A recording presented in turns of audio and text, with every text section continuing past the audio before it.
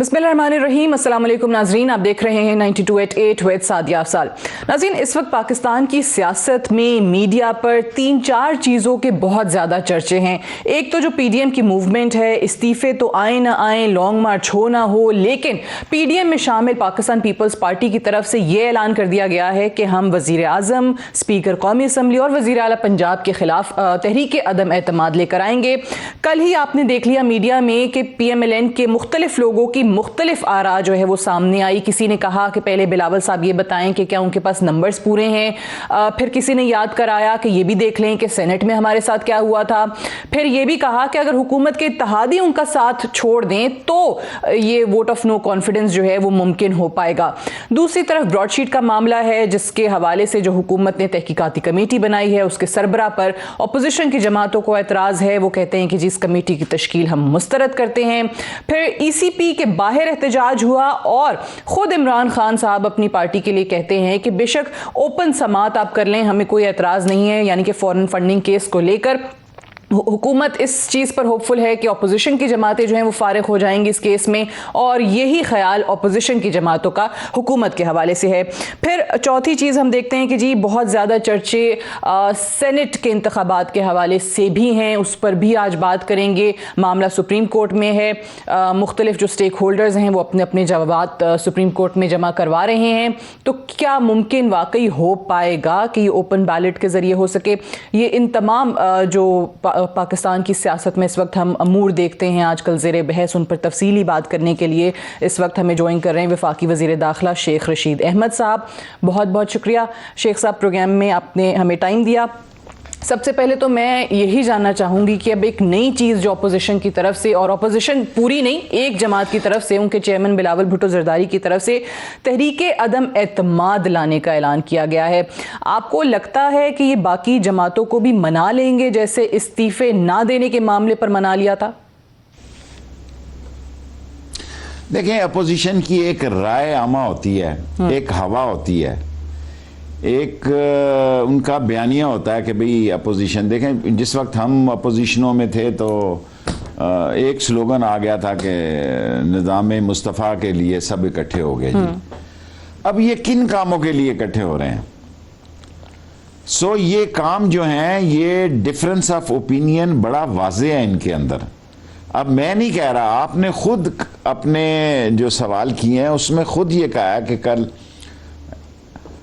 नून league ने कहा जी कि क्या इनके पास बंदे पूरे हैं, और ये बात हकीकत है कि कमरे के इस तरफ 65-66 आदमी थे, उधर गए तो 11 बंदे कम थे सेनेट के इलेक्शन में। फिर सदर के इलेक्शन में क्या हुआ, फिर स्पीकर के इलेक्शन में क्या हुआ, फिर प्राइम मिनिस्टर के इलेक्शन में क्या हुआ। लेकिन एक बात तय है कि पीपल्स पार्टी सेंसिबली, मैं इस्तेमाल कर रहा हूं, कि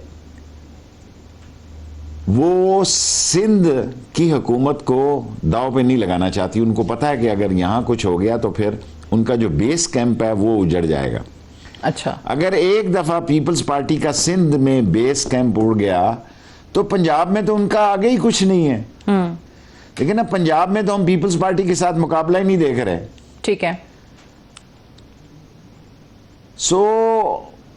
कोई भी बिलावल की जगह होता तो वो यही बात कहता जो बिलावल कह रहा है, बालिग नजरी की बात कर रहा है और पॉलिटिकली कॉन्स्टिट्यूशनल बात कर रहा है, और उसने कहा कि हम गैर आईनी और गैर जमहूरी किसी तरीके में शामिल नहीं होंगे। सही। और ये इस्तीफे जो नहीं आए और कहा कि इलेक्शंस में हिस्सा लेंगे, ज़िमनी इंतखाब में भी और सेनेट इंतखाबात में भी, फिर बाकी लोग भी मान गए। वो भी हमने देखा कि अगर इस्तीफे आने का मामला इतना ही उस पर इनके मेम्बरान पक्के होते तो वो जो नून लीगी 2 अराकीन को बुलाया गया वो वहाँ जाके उन्होंने इस्तीफे नहीं दिए। तो इसका मतलब ये है कि बाकी जमातों में भी मेम्बरान इस चीज़ पर कायल नहीं है। अल्लाह आपका भले करे, आपने सही बात की है। और उसे मरियम साहबा ने कहा जाओ और उसके मुंह पे, अगर गलत भी चले गए हैं तो उसके मुंह पे मार दो 2 इस्तीफे। देखें किस कदर इंतहा पसंदी का फैसला है कि जाओ और उनके मुंह पे ये इस्तीफे मार दो। और वो एक नहीं 2 दफा स्पीकर से मिले, एक दफा तन्हाई में मिले और एक दफा सरेआम मिले। उन्होंने कहा जी हमने तो अमीर मकाम को ये दिए थे, आपको तो भेजे ही नहीं है। तो फिर स्पीकर तो उनके इस्तीफे नहीं ले सकता था। सही। और सेकेंडली मैं ये तो कौम को बहुत अरसे से कह रहा था कि भाई ये ज़िमनी इलेक्शन में भी हिस्सा लेंगे। आप देखें कि आज नून लीग के लोग ज़िमनी इलेक्शन में तकरीरें कर रहे हैं उस असम्बली में जिस पर फजलुर रहमान लानत भेजता है, उनके लीडर हलकों में जाके तकरीरें कर रहे हैं। आज मैंने अखबार में फोटोएं देखी हैं कि उनके लीडर जो हैं वो ज़िमनी इलेक्शन के जलसों में खिताब कर रहे हैं। क्या बकवास मचा रखी है, कौम का वक्त ज़ाया कर रहे हैं। 4 इशू है इनके जो इन्होंने 6 महीने से कह रहे हैं कि नंबर 1 कि हम सेनेट में नहीं जाएंगे जी, एक साथ सारा काम तबाह करेंगे। नंबर 2 ज़िमनी इलेक्शन में हिस्सा नहीं लेंगे, सेनेट के इलेक्शन में हिस्सा नहीं लेंगे, और नंबर 3 जो है ये रिजाइन देंगे। नंबर 4 एक लॉन्ग मार्च है। आ जाए जिस तरह इन्होंने इलेक्शन कमीशन के आगे किया है।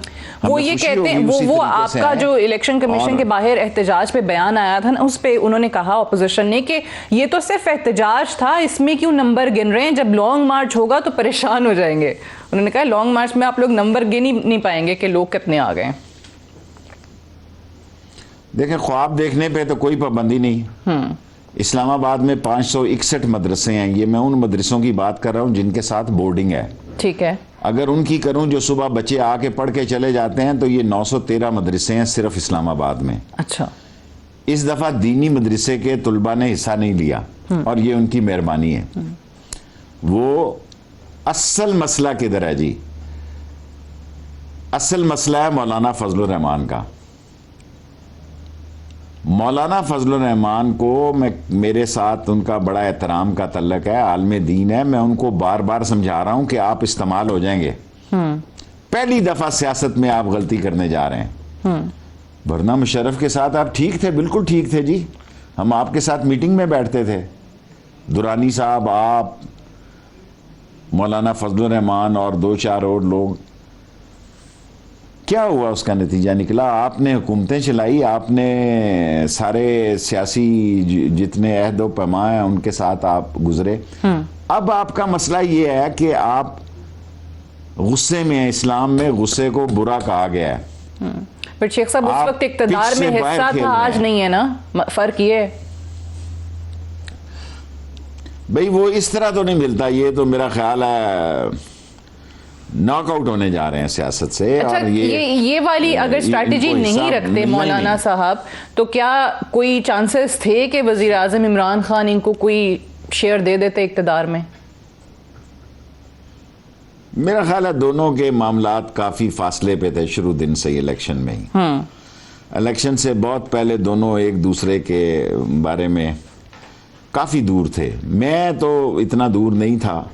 फजलुर रहमान साहब का एहतराम से ही नाम लेता हूँ और एहतराम से ही लूँगा। आलम दीन है, किसी भी मकतबा फ़िक्र का आलम दीन होगा, मैं एहतराम से नाम लूँगा। लेकिन इमरान खान और फजलुर रहमान पिछले 10 साल से फासले पे हैं और आजकल जोडो कराटे के बहुत करीब हैं फजलुर रहमान साहब। और बाकी 2 पार्टियां जो हैं वो किसी जगह नहीं खड़ी हुई। एक लॉन्ग मार्च उन्होंने करना है, हम ठीक है, तैयार है जी, करें। ठीक, और तो मैं कुछ नहीं देख। अच्छा, वोट ऑफ नो कॉन्फिडेंस, ये अगर पार्लियामान में यहाँ पर विफाक की बात करें, अगर वज़ीर आज़म इमरान खान या स्पीकर कौमी असम्बली असद कैसर के खिलाफ आता है, क्या चांसेस हैं? और दूसरी चीज़ जो पंजाब की बात कर रहे हैं, क्योंकि बहुत लोग कहते हैं कि वहाँ पे अपने लोग भी नाराज़ हो सकते हैं, इत्तेहादियों के भी मसाइल बड़े हैं, उसके शायद कोई चांसेस हों उस्मान बुज़दार साहब के खिलाफ तहरीक अदम एतमाद के कामयाब होने के। सर, ये एक बात कहूँ मैं आज आपके प्रोग्राम में, पता नहीं गलती ना हो जाए, मैं पंजाब में पीटीआई की 1 सीट ज्यादा देख रहा हूँ। अच्छा। सेनेट की। अच्छा। ये बात आज आपको 2 महीने पहले कोई नहीं कह सकता।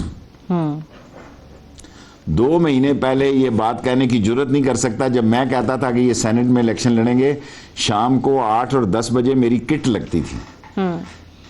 जब मैं ये कहता था कि ये ज़िमनी इलेक्शन में हिस्सा लेंगे, कोई आदमी ये मानने के लिए तैयार नहीं था। मैं आज आपके प्रोग्राम में ये इंकशाफ कर रहा हूँ कि सूबे में जी अगर यही हालात चले तो पीटीआई की 1 सीट सेनेट की ज्यादा हो सकती है। अच्छा। जबरदस्त। मुझे ये बताएं कि विफाक में बजाय क्या कम होने के, हाँ आप कह रहे हैं ज्यादा हो जाएगी, ठीक है चलें। अब आपने इस तरीके से कह दिया कि वो जो हम सुन रहे हैं मीडिया में और हर आए रोज़ खबरें आती हैं कि वहाँ से इनके अपने लोग भी टूट सकते हैं, जनूबी पंजाब के लोग अलग हो सकते हैं, इत्तेहादी नाराज़ हो सकते हैं, लेकिन आप ये कह रहे हैं कि वहाँ से एक सीट ज़्यादा ही हो जाएगी सेनेट की। वैसे आपको क्या चांसेस नजर आते हैं? मैं टीवी पे दे रहा हूँ, कोई अखबारी बयान नहीं दे रहा। जी जी जी जी बिल्कुल, मैं टीवी पे कह रहा हूँ, और ऑब्वियसली वो तो ऑन रिकॉर्ड आ जाती से आया हूँ आके। अच्छा, ये लाहौर से मुलाकात, कोई आपकी खुसूसी मुलाकातें हुई हैं उसके बाद आप ये कह रहे हैं? जी बिल्कुल, मेरी चीफ मिनिस्टर से मुलाकात हुई है, दूसरे लोगों से भी मुलाकात हुई है, मीडिया के लोगों से भी मुलाकात हुई है, उसके बाद मैं ये बयान दे रहा हूँ। राइट अच्छा शेख साहब, ये जो बिलावल साहब ने कहा, आपको याद होगा वो बीबी की बरसी पे जरदारी साहब का बयान, जो कि अपोजिशन के लिए की बाकी जमातों के लिए उन्होंने पैगाम दिया था कि हम एक दूसरे को मत बताएं कि हमें क्या करना है, हमारी माने, हमारी सुने, हमारी स्ट्रैटेजी पर चलें, फिर हम सब कुछ मुमकिन हो पाएगा, ये हिकमत अमली तब्दील करनी पड़ेगी। अब ये जो पीपल्स पार्टी ने हिकमत अमली तब्दील की और बल्कि बाकी जमातों की भी करवाई, इससे एक जो खदशा है या वो जो रूमर फैक्ट्री काम करने लगती है वो ये है कि कहीं पीपल्स पार्टी की कोई बैकडोर मुलाकातें तो नहीं हो रही, वो जिनको मुक्तदर हलके कहते हैं उनसे कोई राब्ते तो नहीं है, उनके कहने पर तो नहीं हो रहा, और पीपल्स पार्टी एक साइड पर होकर इन जमातों को छोड़ के तो अलग नहीं हो जाएगी। देखें, फजलुर रहमान साहब जब कराची का जलसा था, आसफ जरदारी की मिजाज पुरसी करने नहीं गए थे, वो ये कहने गए थे कि नवाज शरीफ की इसमें तकरीर करवाएं। हस्पताल जाना उनकी मिजाज पुरसी करना एक बहाना था। अच्छा। असल में उन्होंने ये जोर दिया कि कराची के जलसे में नवाज शरीफ की तकरीर हो, जो कि आसफ जरदारी नहीं माने। और आसफ जरदारी साहब जो हैं, उनके जो मामलात हैं, देखें मैं ये नहीं कहता कि उनके राब्ते हैं या नहीं हैं, लेकिन पाकिस्तान में कभी भी सियासी दानों के ये हो सकता है कि 20 ग्रेड वाले के राब्ते ना हो, 21 वाले के हों, 19 वाले के हों, राब्तों के बगैर दुनिया के किसी मुल्क में सियासत नहीं चलती। इसका मतलब ये नहीं है कि मैं ये कहूँ कि ये सारे राब्ते में है, लेकिन ये भी बात हकीकत है कि ये नहीं हो सकता कि लोगों के कहीं ना कहीं जगह हेलो हाय ना हो। ये नामुमकिन है, पाकिस्तान क्या दुनिया में कहीं मुमकिन नहीं। सही। अच्छा ये बताएं कि एकदम से जो इनके जलसों में, इनके तकारीर के अंदर जो पहले नाम ले लेकर जर्नैलों के और फौज मुखालिफ जो तकारीर हो रही थी, एकदम से उसकी शिद्दत में कमी कैसे आई है? क्या हुआ ऐसा? इनकी पार्टी में भी रिएक्शन हुआ। अच्छा। इनको समझ आ गई बात के बात खराब होने जा रही है, और ये 1 साल तक खामोश रहे, इनका मीडिया खामोश रहा, इनका ट्वीट खामोश रहा, फिर एकदम तूफान बदतमीजी जब आया, उसके बाद ये संभले, फिर अब तकरीबन अपनी असली जगह पर हैं, लेकिन नाकामी इनका मुकद्दर है। इनको कुछ नहीं मिलने जा रहा, कुछ नहीं मिलने जा रहा। और देखें ना, इतना बड़ा मीडिया है, 40-50 चैनल हैं, सो उन्होंने कवरेज, दुनिया में कोई ऐसा मुल्क नहीं है जहाँ 24 घंटे चैनल चल रहे हैं और इतनी बड़ी तादाद में जितना पाकिस्तान में चल रहे हैं जी। सो उनको एक ये तो कोई बहस नहीं है अगर मैं ये कहूँ कि उन्होंने इलेक्शन कमीशन के आगे आए, 4 महीनों से लगे हुए थे कि हम आ रहे हैं, तो जितना मीडिया खड़ा था, मैं तो 2000 कहना चाहता था, मैंने उनको कहा कि आप एक फिगर दे दें ताकि मैं वो कहूँ। सब ने यूनानी मुस्लिम कहा, जो कवर करके आ रहे थे सीधा उनके इलेक्शन कमीशन से, उन्होंने कहा जी 3000 बंदे। सो मैंने 3000 ही अनाउंस कर दिए। ठीक। सो लाहौर के जलसे के बाद उनको दूसरा बड़ा धचका लगा ये। इतनी लंबी तहरीक जो है जिसके पीछे मजहबी कुव्वत ना हो। देखें, इन्होंने मजहबी तहरीक चलाने की कोशिश की, खत्म नबूवत की, खत्म नबूवत के हम सिपाही हैं, ये बेईमान है। इन्होंने खत्म नबूवत के खिलाफ वोट दिया, कौमी असम्बली में तरमीम लाना चाहते थे, जमीयत उलमाए इस्लाम ने भी वोट दिया, फजलुर रहमान की पार्टी ने भी कौमी असम्बली में वोट दिया। बाद में उन्होंने माफ़ी मांगी और फजलुर रहमान ने मेरे पास आए, उन्होंने कहा हम आपके मशकूर हैं, हमें समझ नहीं आई, ये है वो है।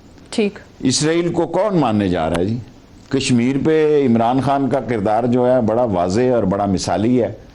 अगर ये किरदार मिसाली ना होता तो शेख रशीद खुद कश्मीर की जद्दोजहद आज़ादी का न सिर्फ हामी है बल्कि कश्मीर की जद्दोजहद आज़ादी को ईमान का हिस्सा समझता है। सो ऐसे आलम में जो इन्होंने 3 जज्बाती फायर किए, तीनों मिस फायर हो गए।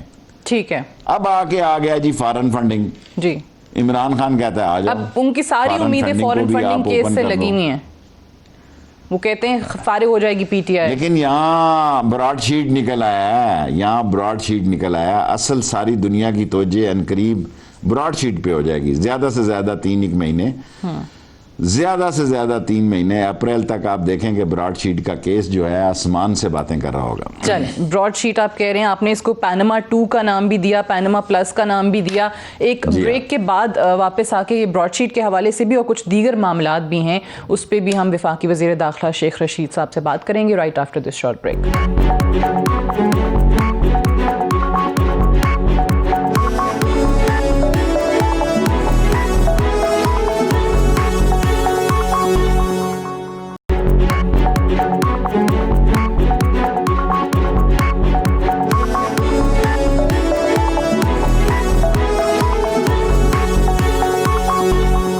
Welcome back. प्रोग्राम में एक बार फिर से खुश आमदीद। प्रोग्राम में आज शेख रशीद अहमद साहब हमारे साथ मौजूद हैं। शेख साहब, ब्रॉडशीट के हवाले से आपने तस्करा किया था ब्रेक पे जाने से पहले। ब्रॉडशीट के हवाले से ज़ाहिर है वो उनके सीईओ ने हर जगह पर आकर इंटरव्यूज़ दिए, बताया किस तरीके से क्या चीज़ें रहीं मामलात।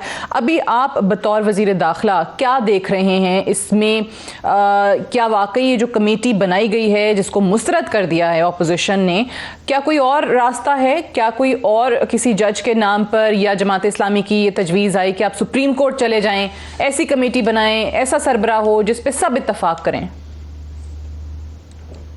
देखिए, अभी तो कमेटी 45 दिन काम करेगी, उसके बाद ये केस, मैंने कहा ये पनामा 2 है या पनामा प्लस है, और इसमें बड़े बड़े इंकशाफात होंगे। और इसमें देखें ना, मुझे तो पहले नहीं पता था कि इतने लाख डॉलर जो है शहबाज शरीफ साहब ने नैब को दिए और फिर सुप्रीम कोर्ट से वापस भी करवा लिए, और इतनी 80, 85, 100 मिलियन की प्रॉपर्टी मुख्तलिफ मुल्कों के हिस्सों मुल्कों में निकल रही है। सो ये पनामा 2 होने जा रहा है, और ये कहाँ इसका फैसला होगा ये अभी मैं नहीं कह सकता। ज़रा सेनेट के इलेक्शन हो जाएं, इनका लॉन्ग मार्च हो जाए, इसके बाद फैसला होगा। अच्छा, लेकिन जस्टिस शेख अजमत साहब जो हैं वही सरबराह रहेंगे? ऐसा नहीं है कि उनका नाम जो है वो चेंज भी किया जा सकता है आने वाले दिनों में? क्योंकि ऑपोजिशन बड़ा कह रही है कि हो सकता है कि शेख अजमत साहब जो हैं वो खुद ही इनकार कर दें, लेकिन कुछ सर्कल्स आपके ये भी कहते हैं कि नहीं, हुकूमत ने पहले उनसे पूछा था, उन्होंने एग्री किया तो उनको सरबराह बनाया। Is that correct?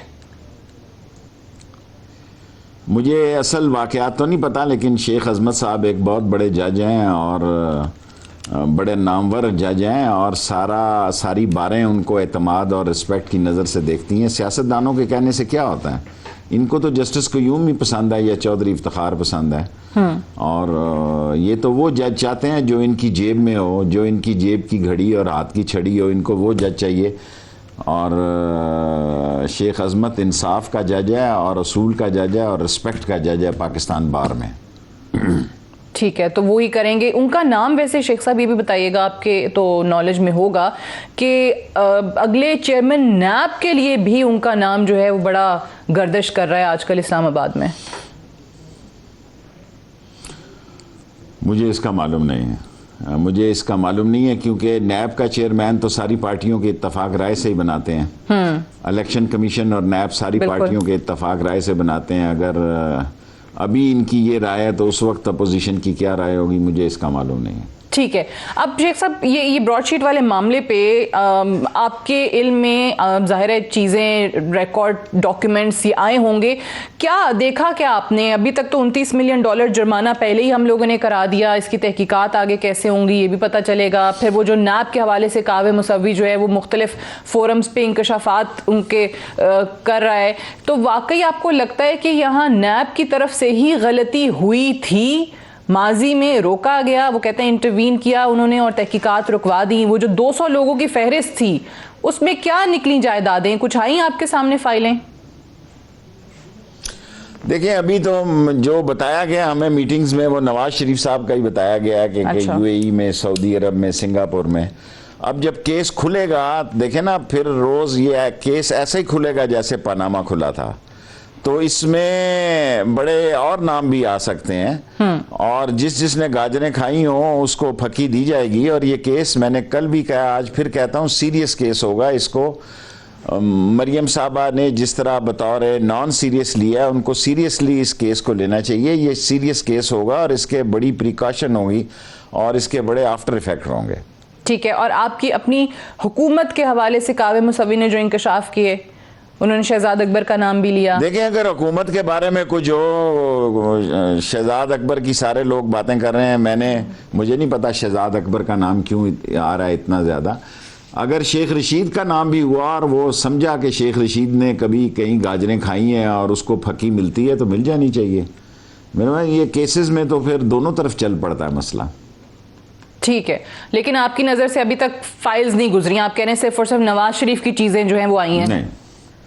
ठीक है, लेकिन इसमें 200 लोगों, राइट, 200 लोग जो हैं उन सब तक जाया जाएगा, क्योंकि ये शिकायत हुकूमत से ऑपोजिशन की जमातें पैनमा केस में भी करती हैं कि वहाँ पे भी फोकस जो है सिर्फ और सिर्फ नवाज शरीफ और इनकी फैमिली पर रहा, बाकी जिन लोगों के नाम आए उनको तो पूछा ही नहीं।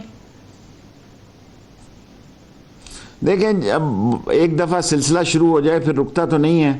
और अब ये जो कमेटी बनेगी और इसमें बहुत सारी नई चीज़ें आएंगी, तो मेरा ख्याल है आपको काफ़ी मवाद मिलेगा इस पर बहस करने का। और पाकिस्तान में 2-3 महीने इसी पे रहेंगे और सियासत इसी के गिर्द घूमेंगी और उसमें स्याह और सफ़ेद हो जाएगा। सही।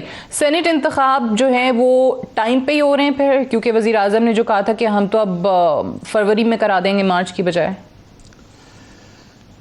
वो बात तो ख़त्म हो गई। मेरा ख्याल है मार्च के पहले हफ्ते में इंतखाबात हो जाएंगे। मार्च के पहले हफ्ते में। और शेख मार्च के 15 तारीख तक सारे इस मसले से प्रोसेस से निकल जाएंगे। 6 या 4 तारीख को उम्मीद है मार्च को ये इंतखाबात हो जाएंगे मेरे अंदाजे के मुताबिक। और मार्च के पहले हफ्ते में ये इंतखाबात हो जाएंगे और 10-15 दिन में हल्फ शल्फ और जो कुछ उसकी लवाजमात हैं वो पूरी हो जाएंगी। और 15 मार्च तक मेरा ख्याल है सेनेट में नए चेहरे आ जाएंगे पार्टियों के। राइट। अब असल मामला जो सेनेट का है उस पे आ जाते हैं कि सुप्रीम कोर्ट में तो गई हुई है हुकूमत, ओपिनियन मांगी हुई है। अपोजिशन जमातें ऑब्वियसली ना, पहले लेजिस्लेशन हुई, अब वो आपको कहती हैं कि 2.5 साल में इस हुकूमत ने भी इस हवाले से कोई लेजिस्लेशन नहीं की। कितने कोई चांसेस इस दफ़ा आपको ख़रीदो फरोख्त के, हॉर्स ट्रेडिंग के नज़र आ रहे हैं?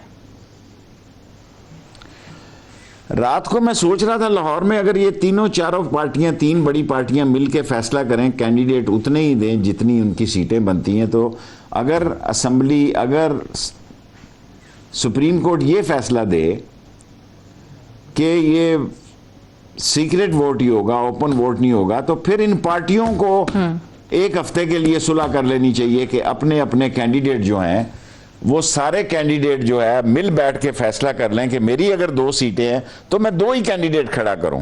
अगर नून की 2 सीटें हैं तो वो 2 ही खड़ी करे। अगर पीपल्स पार्टी की 1 सीट है तो वो 1 ही खड़ी करे। ये भी इसका एक हल है। ये मैं कल सोच रहा था कि फालतू कैंडिडेट ही ना खड़े हों कि खरीदो फरोख्त हो सके।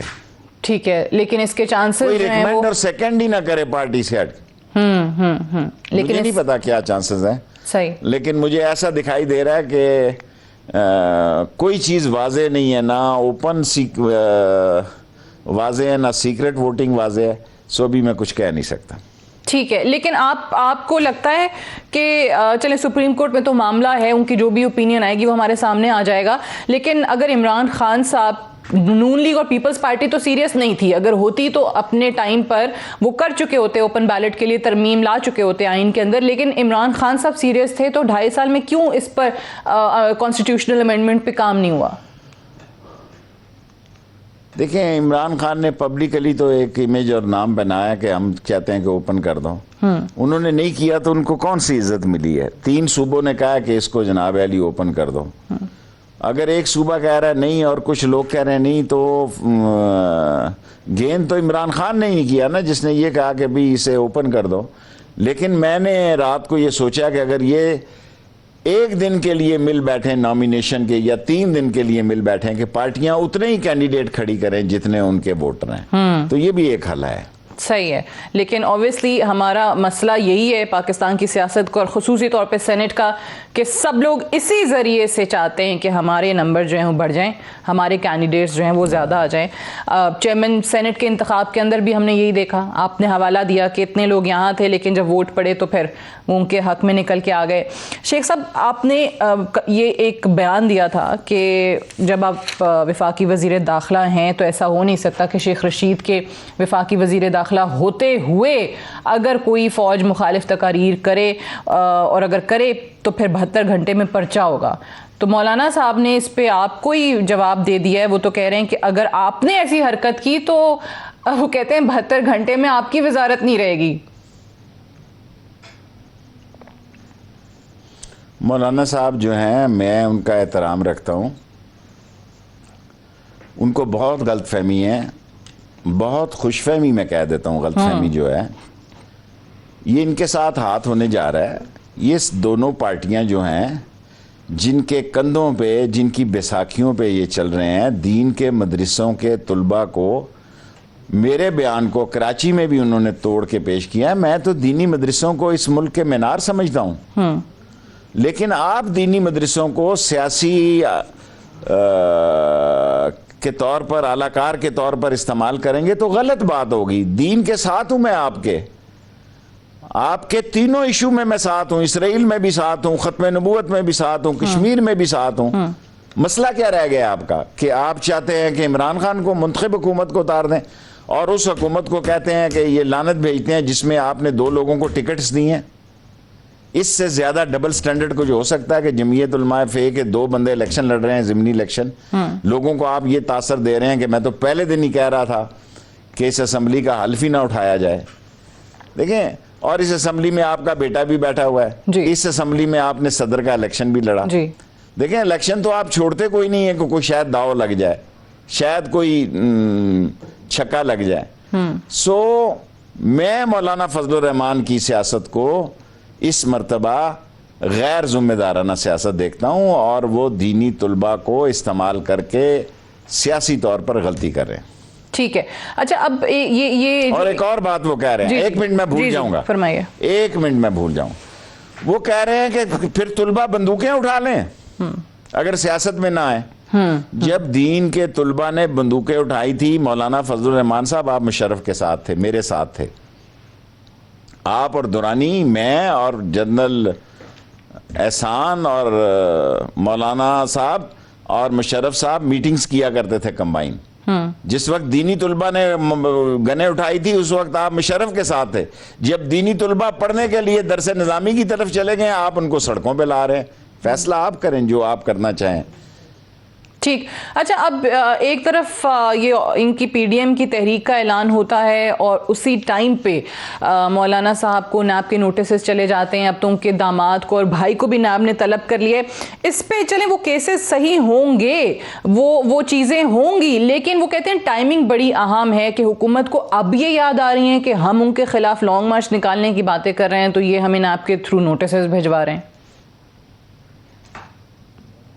मैं तो नैब मेरे अंडर नहीं है, लेकिन नैब के बारे में अपोजिशन जो बातें कर रही है, नैब को जो काम है वो उसको जवाब देने चाहिए इन बातों के, क्योंकि मैं तो एक पॉलिटिकल जवाब दे सकता हूं और नैब के जवाब नैब के तर्जमान हैं वो दें ताकि इस बात की इस्लाह हो सके। सही, लेकिन हम देखते हैं ना कि ये मौलाना साहब के मामले पे बहुत विफाकी वज़रा जो हैं उन्होंने प्रेस कॉन्फ्रेंसेस की, बाकायदा पूरी डिटेल्स आकर मीडिया में बताई। देखिए, मेरे पास नैब की कोई इतला नहीं है, ऐसी मैं फजूल बात करूं, और मेरे पास कोई इतला नहीं कि उनको पकड़ रहे हैं या नहीं पकड़ रहे हैं या उनके दामाद को नोटिस क्यों दिया, मैंने नहीं पूछा किसी से। राइट, एक ब्रेक ले लें, ब्रेक से वापस आकर शेख रशीद अहमद साहब से बात करेंगे। Stay tuned.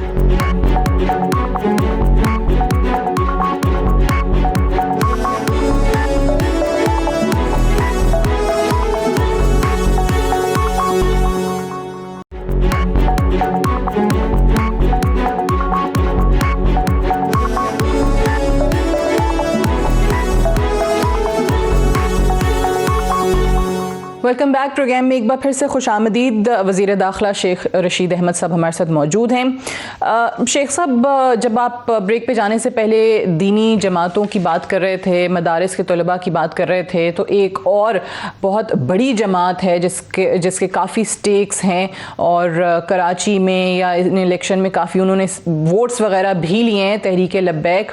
अभी हमने देखा खादिम रिजवी साहब की रहलत के बाद उनके बेटे जो हैं वो ऑब्वियसली क़यादत कर रहे हैं अब इस जमात की। हुकूमत का और उनका एक मुआहदा हुआ, एक मोहलत दी गई एक मामले को लेकर, फ्रांस के मामले को लेकर, उनके सफ़ीर को बेदखल करने के मामले को लेकर। ये अब मेरे ख्याल से अगले महीने ख़त्म भी हो जाएगी मोहलत। तो इस हवाले से बतौर वज़ीर दाखिला आपने इस कुर्सी पे आने के बाद क्या किया है? क्या कोई पेशरफ्त है कि उस मोहलत से पहले ये मामला हल हो जाए? चाहते तो हम हैं कि उनसे बातचीत हो और हमारे बड़े लायक हैं नूरुल हक कादरी साहब, वो उनसे राब्ते में हैं और हमारी ख्वाहिश है कि मामला जो है इसका कोई डायलॉग के ज़रिए और बाहमी गुफ्तो शनीद के ज़रिए इसका हल तलाश किया जाए। नूरुल हक कादरी साहब उनके साथ राब्ते में हैं। मेरा बराह रास्त साद रिजवी साहब या उनके किसी आदमी से अभी तक कोई राब्ता नहीं हुआ, लेकिन नूरुल हक कादरी साहब से मैं रोज़ राब्ते में हूँ। लेकिन क्या इस मामले को लेकर क्या हुकूमत परेशान है? क्या वज़ीर आज़म ने इस पे कोई डायरेक्शंस दी हैं? क्योंकि अगर तहरीक लब्बैक पाकिस्तान बाहर आती है तो वो कितनी बड़ी तादाद उनकी होती है वो हम देख चुके हैं। कोशिश तो हमारी होगी कि कोई रास्ता निकले और अगर उनके साथ राब्तों का कोई सिलसिला निकला तो ये बहुत अच्छी बात होगी और अल्लाह से उम्मीद रखनी चाहिए कि रास्ता निकले और एक मुल्क के लिए और ख़ुद उस जमात के लिए एक दरमियानी रास्ता जो है उसमें नूरुल हक कादरी साहब इसको हेड कर रहे हैं, मैं उनके साथ हूँ। ठीक है, लेकिन आपका डायरेक्ट आपने कहा कि राब्ता नहीं हुआ साद रिजवी साहब से इस हवाले से कोई भी? राइट। अच्छा, अब ये मामला जो अभी तक हमने डिस्कस किए शेख साहब, ये वो मामलात हैं जिस पर हुकूमत का बड़ा फोकस रहता है, ख़ुद प्राइम मिनिस्टर का बड़ा फोकस रहता है। हर हफ्ते हम देखते हैं दो मीटिंग्स जो हैं वो तर्जुमानों की बुलाई जा रही होती हैं, ब्रॉडशीट डिस्कस होता है, फॉरेन फंडिंग डिस्कस होता है, PDM डिस्कस होती है। कितना कोई डिस्कशन जो है वो बिजली के नर्ख बढ़ाने पर होती है, गैस की लोड शेडिंग पर होती है, बढ़ती हुई महंगाई पर होती है? देखिए, सारी चीज़ें डिस्कस होती हैं। इमरान खान जितनी महंगाई के ख़िलाफ़ मीटिंग्स लेता है और बिजली बेबसी के आलम में, या ये मुल्क जो है वो डिफ़ॉल्ट हो जाता है या ये सारे मुसीबतें और मसाइल जो हैं वो इस हुकूमत को झेलने पड़े। और ये सारे हुए ही उन लोगों की करप्शन की वजह से जिन्हें पता था कि जो जिस भारी मिकदार में उन्होंने फैसले किए बिजली की रेटिंग के कि वो अगली हुकूमतों के गले पड़ेंगे। सो ये हमें जहेज़ में मिले हैं पिछली हुकूमतों के। इमरान खान की पूरी कोशिश है कि लोगों पे बोझ ना पड़े। इमरान खान की पूरी कोशिश है कि महंगाई का हल तलाश किया जाए, लेकिन क्योंकि इंटरनेशनली हम इतने बड़े दबाव में आए, कोविड को हमने बेहतर हैंडल कर लिया, इमरान खान की हुकूमत ने दुनिया से बेहतर हैंडल किया, लेकिन बात जो आप कह रही हैं उसको हल करने के लिए इमरान खान सुबह शाम मेहनत कर रहा है। और ये बात ठीक है कि हफ्ते में 2 नहीं 3 मीटिंग भी बुला रहा है कि भाई इसका को हल तलाश किया जाए। सही, क्योंकि ये मैंने इसलिए भी पूछा कि ये खुद वज़ीर आज़म साहब का एक बयान आया जिसको उन्होंने बाद में कहा कि मिस इंटरप्रेट किया गया, मेरा ये मतलब नहीं था कि अब 2.5 साल के बाद हम ये नहीं कह सकते कि हम सीख रहे हैं या हम नए हैं या हमें पहली दफ़ा हुकूमत मिली है। सो इस मामले को, ये जो स्पेशली बिजली वाला कीमतें बढ़ाने का मामला है, 200 अरब का बोझ जो है वो आवाम पे पड़ गया है, इस चीज़ का कितना इदराक है शेख साहब ये? क्योंकि अवाम अब 2.5 साल के बाद कितना इंतज़ार करे? बहुत। इमरान खान को इसका पूरा एहसास है और इमरान खान हर मीटिंग में इसको डिस्कस करता है। शेख हफीज़ इसको देख रहे हैं, उमर अयूब इसको देख रहे हैं। मैं जिन मीटिंग्स में बैठता हूँ, मैं भी बैठता हूँ, लेकिन इमरान खान को काफ़ी फ़िक्र है और उसकी पूरी कोशिश है कि इसका कोई हल निकला है। इस वक्त हुकूमत के लिए सबसे बड़ा ख़तरा आपको क्या नज़र आता है? मेरा ख्याल है हुकूमत के लिए मसाइल ज़रूर हैं इकॉनमी के, लेकिन जितनी मेहनत और जितनी जान मार रहा है इमरान खान इकॉनमी से, इस मसाइल से इंशाअल्लाह ताला वो इस मुल्क को निकाल लेगा। और उसकी सुबह शाम कोशिश है कि इकॉनमी का मसला हल हो ताकि लोगों को कोई बेहतरी के और लोगों में इसकी आसानियाँ जाएं और लोगों को रिलीफ मिले। अच्छा शेख साहब, एक और चीज़ बताइएगा कि जब हम ये महंगाई की बात करते हैं, बेरोज़गारी की बात करते हैं, तो कुछ वज़रा हमारे शोज़ में आके जब स्टैटिस्टिक्स देते हैं कि हमारी तो ब्रीफिंग हुई और हमें ये बताया गया, तो पहले ये हालात थे, अब ये हालात हैं, नंबर वो देखने में तो बड़े अच्छे लगते हैं कि हुकूमत ने बड़े ज़बरदस्त नंबर कर दिए हैं, लेकिन आवाम को उस चीज़ से सरोकार नहीं होता। आवाम को स्टैटिस्टिक्स, आदाद शुमार की गेम समझ में नहीं आती। वो तो देखते हैं कि भाई आलू प्याज सस्ते हैं आज के नहीं हैं। लेकिन ये चीज़ अगर वाकई सही है तो क्या इस हुकूमत की नाकामी है कि अगर बेहतर आदादो शुमार हुए हैं तब भी आप उनको प्रोजेक्ट नहीं कर पा रहे? आवाम तो नहीं देख पा रही वो चीजें। मैं आपसे इत्तेफाक करता हूं कि हम अच्छी बातें अपनी प्रोजेक्ट नहीं कर सके। आप 100% दुरुस्त फरमा रही हैं कि जो हमने, मैं बाज़ का सोचता हूं कि अब देखें आटा सस्ता हुआ है, आलू टमाटर कई चीज़ें सस्ती हुई हैं, लेकिन हम इसको गैर ज़रूरी समझ के बाईपास कर देते हैं। जो चीज़ें लोगों के लिए बराह रास्त कंसर्न है, हमें उन पर तवज्जो देनी चाहिए। और इमरान खान पूरे तर्जमानों को ये कहता है कि यार इसको प्रोजेक्ट करो, इसको प्रोजेक्ट करो। मुझे ऐसे दिखाई दे रहा है कि बाज़ का तो ये बातें भी वज़ीर आज़म खुद ही प्रोजेक्ट करता है, हम सही तरह प्रोजेक्ट नहीं कर पा रहे हैं, और इसमें मैं अपनी गलती का एतराफ़ करता हूं। ये मैंने सवाल इसलिए किया कि अगर आप कह रहे हैं कि वज़ीर आज़म कहते हैं कि ये करें प्रोजेक्ट इस तरीके से चीज़ें, तो हम तो मीडिया पे सिर्फ और सिर्फ आपकी और अपोजिशन की, आपसे मुराद हुकूमत की जंग देखते हैं कि सारे के सारे बयानात पीडीएम पे हैं, सारे के सारे बयानात इस्तीफों पर लॉन्ग मार्च पे हैं। हमारे टॉक शोज का भी मौजू वही हो जाता है, क्योंकि अगर हम महंगाई पे बात करना चाहें तो इवेंचुअली बात वहीं चली जाती है कि ये आए तो सही लॉन्ग मार्च करके तो दिखाएं। मैं 100% आपसे इत्तफाक करता हूं, और इमरान खान भी यही कहते हैं जो आप कह रहे हैं। वो भी उनको बार बार कहते हैं कि यार लोगों के मसाइल पर जाके बात करो, और आसान लफ्ज़ों में करो, सादा लफ्ज़ों में करो, ताकि लोगों को समझ आए। सही है। अब आप होपफुल हैं, आप कहते हैं कि जी इमरान खान साहब निकाल देंगे इस चीज़ से। इमरान खान साहब के लिए फिल वक्त जो उनकी जमात के लिए एक मुश्किल है, ये फॉरेन फंडिंग केस जिसका हमने जिक्र किया, आप को कोई काबीना में या इसी तरीके से तर्जुमानों के इजलास में, ऑब्वियसली पीटीआई के तो आप इत्तेहादी हैं, आपकी अपनी जमात है अवामी मुस्लिम लीग, लेकिन क्या शवाहिद रखे फॉरेन फंडिंग के हवाले से वज़ीर आज़म ने या उनकी जमात के और लोगों ने कुछ बताया? ज़ाहिर एक्सप्लेन करते हैं। फ़रक हबीब साहब एक नौजवान सियासतदान है, वो सारा फॉरेन फंडिंग केस मीटिंग्स में भी करते हैं, और इमरान खान 110% मुतमिन है कि फॉरेन फंडिंग केस में दूसरे फंस सकते हैं और पीटीआई इसमें से निकलेगी और बड़ी सही तौर पर निकल आएगी, और बाकी लोगों के लिए मसले पैदा हो जाएंगे प्रूफ देने के। सही है। अब लॉन्ग मार्च तो कब होगा ये तो पता नहीं, लेकिन शेख साहब अगर ये लॉन्ग मार्च होता है तो वज़ीर दाखिला के हैसियत से आपका क्या लाहे अमल क्या होगा, स्ट्रैटेजी क्या होगी इनके लिए? अभी तक तो यही है कि जिस तरह इन्होंने मुजाहरा किया इलेक्शन कमीशन के आगे, अगर उस तरह का रवैया रखेंगे तो इजाज़त देंगे, कोई रुकावट नहीं डालेंगे। और अगर ये कानून को हाथ में लेंगे तो कानून फिर इनको भी हाथ में लेगा। ठीक है। और वो जो उन्होंने कहा था कि देखेंगे कि हम पिंडी जाएंगे इस्लामाबाद, और पिंडी जब भी जिक्र करते हैं ऑब्वियसली जीएचक्यू की बात करते हैं, नाम नहीं लेते। ऐसी देखें, अगर वो पिंडी की बात ना करें तो उनकी खबर कैसे बनती है? इस्लामाबाद में तो लोगों को पता है क्या करेंगे ये आके। वो सिर्फ खबर की ब्रेकिंग न्यूज बनाने के लिए उन सब का रद्द-ए-अमल है। वो उधर तो डीजीआई एसपीआर ने कह दिया था कि आए बिल्कुल चाय पिलाएंगे। आप क्या करेंगे? आप कैसे उनकी तवाज़े कर रहे हैं? हम तो डिपेंड करता है कि किस नौयत से वो आते हैं। हम भी कोई कश्मीरी चाय पिला देंगे। फजलुर रहमान साहब को तो हलवा खिलाएंगे देसी घी का। चले, आप फजलुर रहमान साहब को हलवा खिलाएंगे और कश्मीरी चाय पिलाएंगे। बहुत बहुत शुक्रिया। शेख रशीद अहमद साहब प्रोग्राम में हमसे बात कर रहे थे।